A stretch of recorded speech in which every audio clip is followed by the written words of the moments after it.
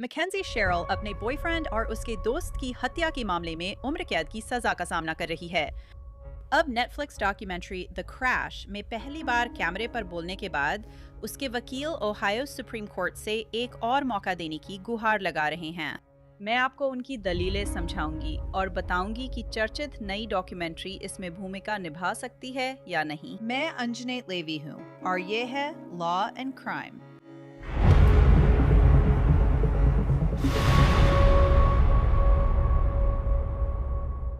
McKenzie Sherla एक बड़ा दाव खेल रही है, कहें तो आखिरी दाव। ये दोषी करार दी गई दोहरी हत्यारिन ओहायो सुप्रीम कोर्ट से अपील की गुहार लगा रही है। ये तब हुआ जब एक निचली अदालत ने पाया कि उसके वकील ने अपील एक दिन देर से दायर की। नेटफ्लिक्स डॉक्यूमेंट्री द क्रैश की चर्चा के बीच मैकेंजी को लगता है कि उसके पास मौका है। मुझे इतना यकीन नहीं है। मैं थोड़ी ही देर में इस मामले के कानूनी पहलू पर बात करूंगी, लेकिन पहले चलिए देखते हैं कि हम यहाँ तक कैसे पहुंचे। 30 जुलाई 2022 को मैकेंजी और उसके boyfriend Dominic Russo graduation party में गए और फिर एक दोस्त के घर स्लीप ओवर पर रुके। डोमिनिक के दोस्त डेवियन फ्लैंगन भी वहां थे। तीनों मैकेंजी की टोयोटा कैमरी में निकले। मैकेंजी ड्राइव कर रही थी। वे सुबह 5:30 बजे सड़क पर गाड़ी चला रहे थे और फिर ये हुआ।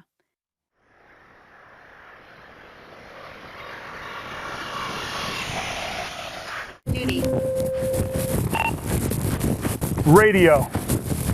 कार दो हिस्सों में बट रही है।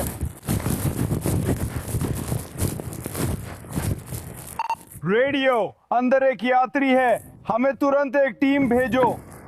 हमें खिड़की तोड़नी है, हमें और यूनिट्स भेजो। अभी आग वाली जगह पे और यूनिटें चाहिए मीता। रुको, वो मर रहा है, सुनो। तुम करना चाहते हो।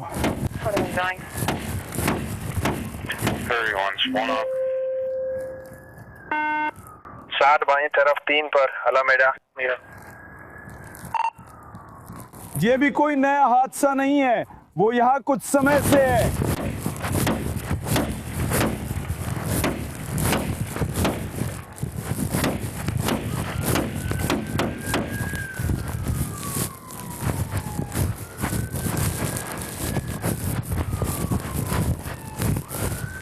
रेडियो, यहाँ कम से कम 2 लोग हैं, कोई भी नहीं हिल रहा। हे भगवान, हे भगवान, 3 लोग हैं दोस्तों। रेडियो, यहाँ 3 लोग हैं, कोई भी होश में नहीं है,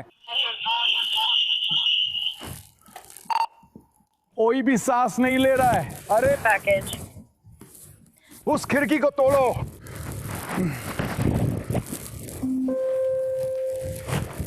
नौसिखिया।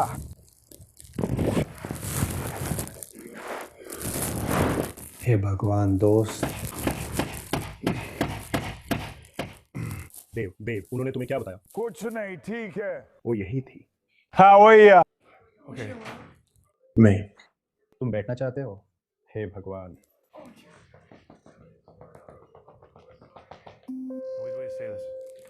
आलामेडा में एक कार इमारत से टकराई, गाड़ी में 2 लोग मारे गए, डॉलर ड्राइवर था।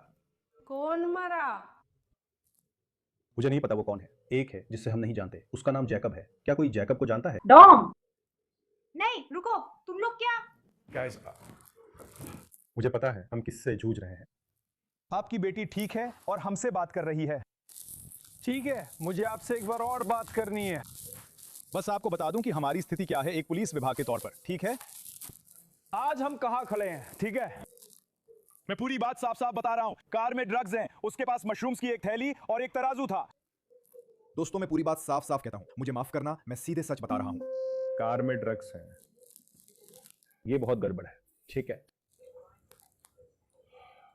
हम यहाँ खून का सैंपल नहीं लेंगे, लेकिन खून के उस सैंपल के लिए शायद समन जारी होगा, सिर्फ बता रहा हूं। वे कोर्ट से खून का सैंपल लेने का समन भेजेंगे, ठीक है? अगर वो होश में आती है तो हमें यात्री का नाम चाहिए। अगर आप बात कर सकें तो बताएं। ठीक है, रुको। तुम्हें नहीं पता? हमें सिर्फ इतना पता है कि उसका नाम जैकब है। नहीं। अच्छा, तो कार में वो गाड़ी चला रही थी, एक पीछे की सीट पर था, आगे जैकब था, डेवियन पीछे था।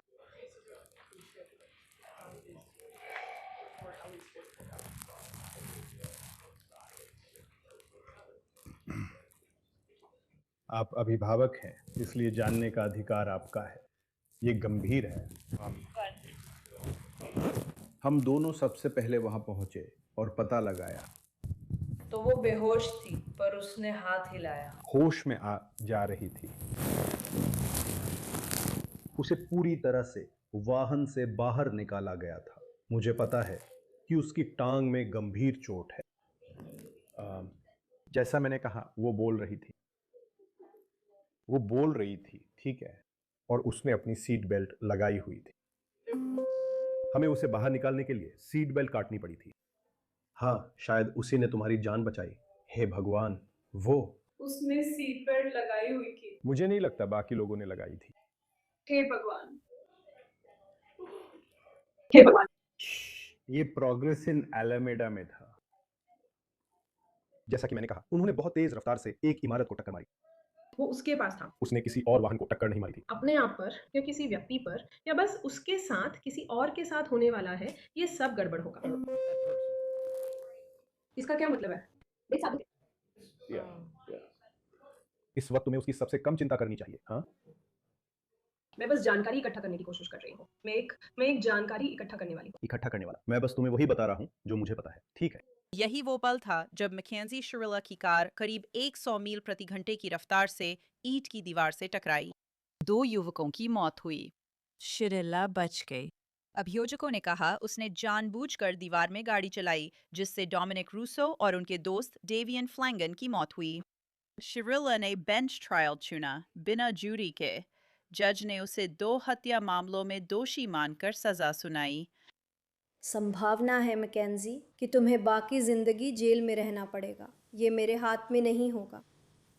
ये पैरोल बोर्ड पर निर्भर करेगा और ये काफ़ी हद तक तुम पर भी निर्भर करेगा। मैं समझती हूँ कि इस कमरे में जो दर्द है वह चाहता है कि मैं सबसे कड़ी सज़ा दूँ, लेकिन मुझे नहीं लगता कि वह उचित सज़ा होगी, क्योंकि मुझे विश्वास है कि मैकेंजी 15 साल में बाहर नहीं आएगी। उसे दूसरे आरोप में डेवियन फ्लैंगन की हत्या के लिए 15 साल से उम्र कैद की सज़ा मिलती है।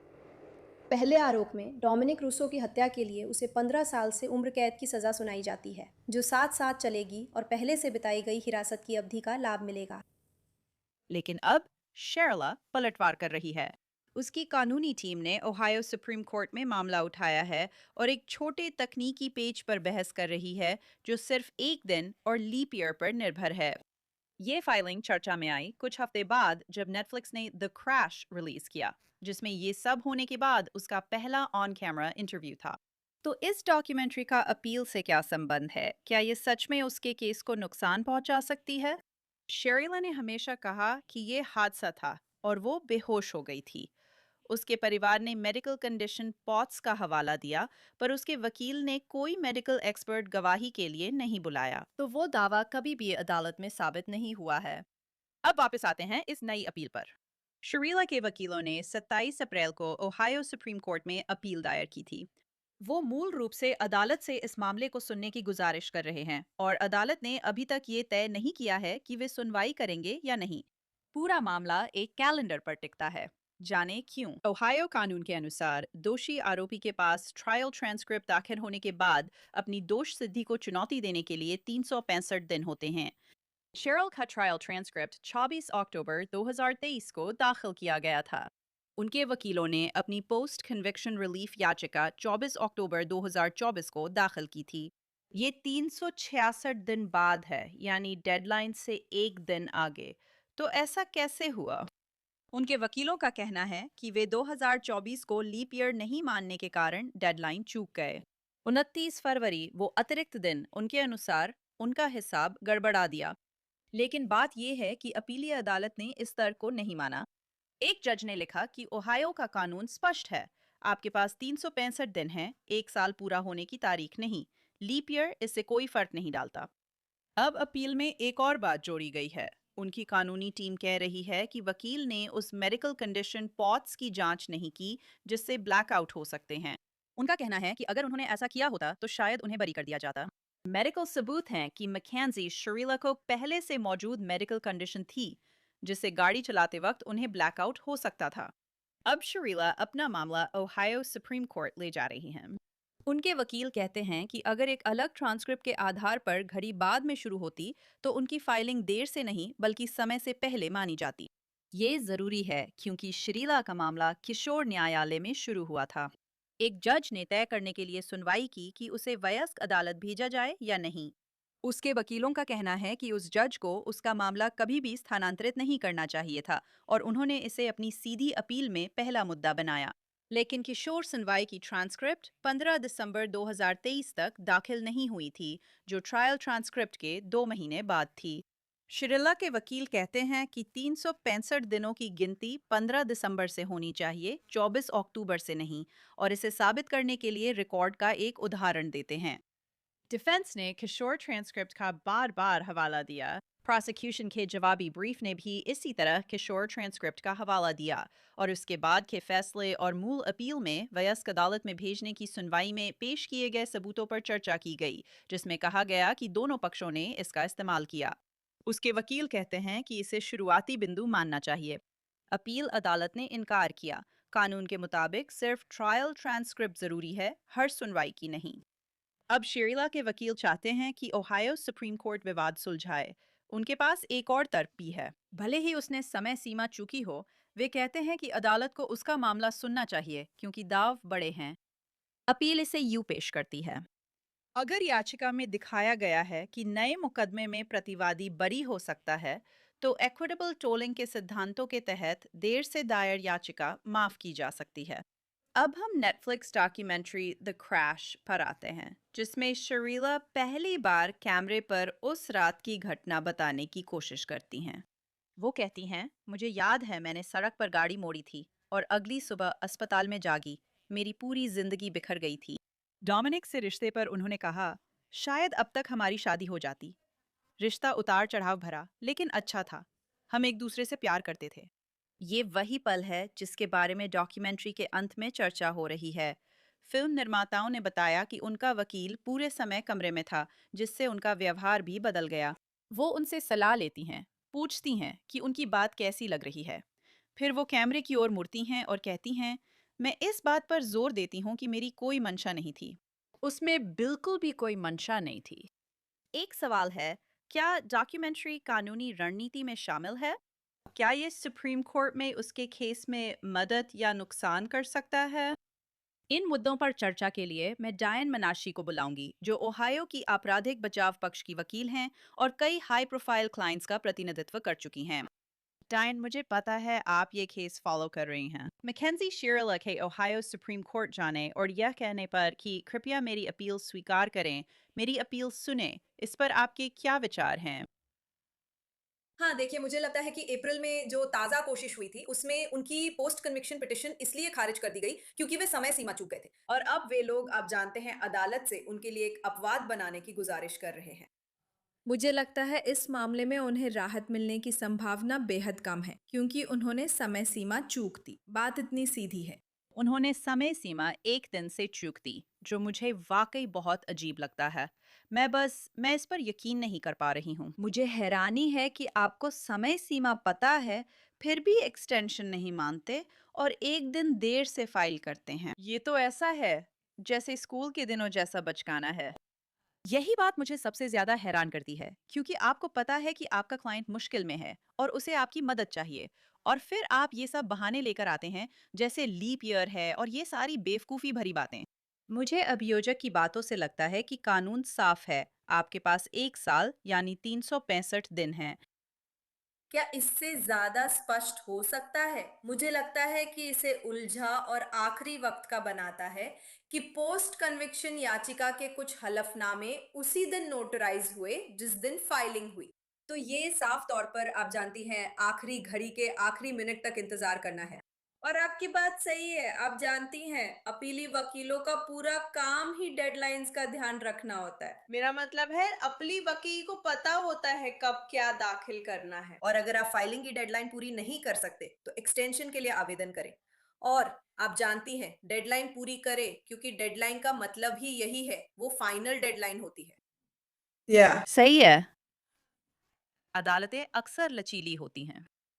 तो मैंने कई बार कई मामलों में देखा है कि एक वकील अपीलीय अदालत में जाता है और कहता है, क्या हमें 30 दिन या 60 दिन की मोहलत मिल सकती है? और वे हमेशा ये मोहलत दे देते हैं। वे आपको मोहलत ना दें, ये बहुत दुर्लभ है। हाँ, और मुझे लगता है कि यहाँ सबसे ज़रूरी बात ये है कि आप समय सीमा समाप्त होने से पहले ही पहले से पहल करके जाएँ, है ना? है ना? और मुझे नहीं लगता कि इसमें कोई दिक्कत है, मैं आपसे सहमत हूँ। मुझे लगता है कि ये अपीलीय अदालतों के लिए भी सही है, मुझे लगता है कि ये ट्रायल कोर्ट्स के लिए भी सही है। आप जानती हैं, खासकर जब आप विपक्षी वकील से पूछते हैं, क्या आप मोहलत देने के पक्ष में हैं? अगर मुझे 14 दिन और मिलते हैं, तो मैं सरकार को भी 14 दिन और देने को तैयार हूँ। और फिर अदालत के पास जाएं। मैं पूरी तरह सहमत हूँ, लेकिन मुख्य बात यह है कि आपको ये पहले से करना होगा, ना कि तब जब समय सीमा निकल चुकी हो। एक और बात जो मुझे बहुत चौंकाने वाली लगती है, वो ये है कि मुझे लगता है कि मैकेंजी शिरिल्ला अपने टिकटॉकर बनने की चाहत की वजह से, इन्फ्लुएंसर बनने की चाहत की वजह से, ये सारी बातें, मुझे लगता है उसने सोचा था कि नेटफ्लिक्स डॉक्यूमेंट्री करना उसकी मदद करेगा। शायद उसके वकील ने भी यही सोचा होगा, हम ये करेंगे, तुम ये कर सकती हो। फिर मैं ओहायो सुप्रीम कोर्ट में अपील करूंगी, जहां कोर्ट को तय करना होगा कि वे सुनेंगे या नहीं। मुझे लगता है कोर्ट की मौजूदा संरचना में वे कहेंगे, इसे कहीं और ले जाओ, हमें दिलचस्पी नहीं।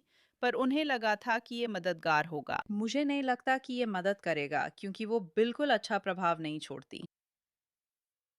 आप मानेंगी कि उन्होंने सोचा था कि ये मददगार होगा, क्योंकि डॉक्यूमेंट्री के अंत में साफ दिखता है कि इंटरव्यू के समय वो अपने बचाव पक्ष के वकील के साथ थी।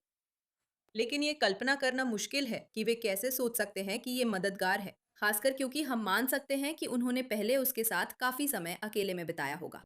वो खुद को अच्छे से पेश नहीं करती है, मेरा मतलब है वो बस अच्छा प्रभाव नहीं छोड़ती। और अगर हम मान ले कि उन्होंने तैयारी के बाद भी खुद को वैसे ही पेश किया, तो ये भी चिंता की बात है। लेकिन मैं इससे पूरी तरह सहमत हूँ। यहाँ की रणनीति समझना कठिन है। हर वकील जानता है कि उसका मुवक्किल खुद को कैसे पेश करेगा, और ये कल्पना करना मुश्किल है कि उनके वकीलों ने सोचा होगा कि वो खुद को अच्छे से पेश करेंगे। जज रूसो ने सजा सुनाते समय उनसे सीधे तौर पर कहा था, संभावना है कि आप अपनी बाकी जिंदगी जेल में ही बिताएंगी। मेरा मतलब है, उन्होंने उन्हें ये बात कही थी क्योंकि वो 2037 में पैरोल के लिए पात्र होंगी। वही पहली बार होगा जब वो पैरोल बोर्ड के सामने जाएंगी। वे ऐसा नहीं करेंगे, ये ओहायो है। वे पहली बार में रिहा नहीं करेंगे, इसकी संभावना बहुत कम है। और अगर वो दूसरी बार में रिहा होती हैं, तो उन्हें ये दिखाना होगा कि उन्होंने वाकई में बहुत बड़ी तरक्की की है। मैं ओहायो में हाई लेवल मर्डर केसों के लिए पैरोल से जुड़े मामलों पर काफी काम करती हूँ। अब डॉक्यूमेंट्री ने उन्हें और नुकसान पहुंचाया है, क्योंकि पैरोल बोर्ड को न सिर्फ इसके बारे में पता चलेगा, बल्कि उसमें उनकी पछतावे की कमी भी दिखेगी। ओहायो में जब पैरोल बोर्ड रिहाई पर पहली बार विचार करता है, 15 साल की सजा पूरी होने के बाद, वे सिर्फ उसका जेल में उसके आचरण का रिकॉर्ड नहीं देखते। क्या आपको पता है, क्या उसके खिलाफ आचरण से जुड़ी कोई रिपोर्ट्स हैं? क्या आपको पता है, क्या उसके पास कोई संस्थागत नियुक्ति है? लेकिन ओहायो में पैरोल बोर्ड उसके पछतावे और जिम्मेदारी स्वीकारने पर ज्यादा ध्यान देता है। हालांकि उसे निष्पक्ष सुनवाई का और मुकदमे का अधिकार है, लेकिन मेरे अनुभव में जो लोग दोष स्वीकारते हैं और मुकदमे में नहीं जाते, पैरोल बोर्ड उनके रिहाई के प्रति ज्यादा सकारात्मक रहता है, क्योंकि वे जिम्मेदारी स्वीकारते हैं। लेकिन यहाँ हमारे पास न सिर्फ कोई है जिसने मुकदमा लड़ा, बल्कि अब हमारे पास कोई है जिसे दोषी ठहराया गया है, और जो अब भी ये कह रही है कि वो निर्दोष है। और अगर ये सच भी है, पैरोल बोर्ड डॉक्यूमेंट्री में उसके पछतावे और जिम्मेदारी ना मानने को उसके खिलाफ इस्तेमाल करेगा। एक और बात जो मैंने देखी, जब अभियोजक अभियोजक ओमैली मैट ओमैली कयाहोगा काउंटी में, उन्होंने लिखा कि सुप्रीम कोर्ट को इस पर सुनवाई नहीं करनी चाहिए, उन्हें इसे नज़रअंदाज कर देना चाहिए। उन्होंने कहा कि बहुत सारे तर्क जो उनके रक्षा वकील ब्रीफिंग में हैबियस रिलीफ और ऐसी चीज़ों के लिए संघीय तर्क दे रहे थे। क्या आप देखती हैं कि वे हैबियस राहत का रास्ता अपनाने की कोशिश कर रहे हैं? क्या ये सफल होगा? आप जानती हैं, मुझे लगता है कि वे, मेरा मतलब है कौन जानता है कि वे क्या करेंगे। मुझे लगता है कि वे अभी जो कर सकते हैं सब करेंगे, क्योंकि उनके अपीलीय वकील ने समय सीमा चूक दी थी। मैं सिर्फ प्रतिनिधित्व के नजरिए से कह सकती हूँ, वो वकील किसी न किसी तरह मामला अदालत के सामने लाने की कोशिश करता रहेगा। मुझे लगता है कि सबसे अच्छा तरीका सीधी अपील ही था। वो उसमें हार गए। जैसा कि हम जानते हैं, अगर आपके पास कोई मौका होता है तो असली मौका वही होता है। मुझे लगता है कि वे आगे बढ़ते हुए राहत पाने की कोशिश करेंगे, लेकिन उनके मौके कम हैं और समय के साथ नहीं बढ़ते। कोई शक नहीं, बिल्कुल नहीं। हाँ, हालात उसके खिलाफ हैं और हर मोड़ पर मैकेंजी शुरीला ऐसा कदम उठाती है जिससे हालात और खराब हो जाते हैं। वाकई ऐसा ही लगता है, और खासकर हाल ही में ऐसा लगता है जैसे लगातार गलत फैसले लिए गए हैं। हाँ, हाँ, और दुर्भाग्यवश उनके पास वकील हैं, तो आप जानती हैं। लेकिन फिर भी कभी-कभी क्लाइंट वही करते हैं जो वो करना चाहते हैं। आप उन्हें पानी तक ले जा सकती है, पर पीने के लिए मजबूर नहीं कर सकती। मैं समझती हूँ, पर हाल ही में उन्होंने कुछ गलत फैसले लिए हैं। कोई शक नहीं। अच्छा, डायन और एशली, मैं आपके समय की सच में सराहना करती हूँ। बहुत बहुत धन्यवाद। मुझे यहाँ बुलाने के लिए धन्यवाद। Cuyahoga County के अभियोजक ने मैकेंजी शेरल के मामले को ओहायो सुप्रीम कोर्ट में सुने जाने पर आपत्ति दर्ज की है। उन्होंने ओहायो सुप्रीम कोर्ट से मामला न सुनने का अनुरोध किया। क्राइम फिक्स के इस एपिसोड में इतना ही। मैं एंजॉनेट लेवी हूँ। साथ देने के लिए धन्यवाद। अगली बार फिर मिलेंगे।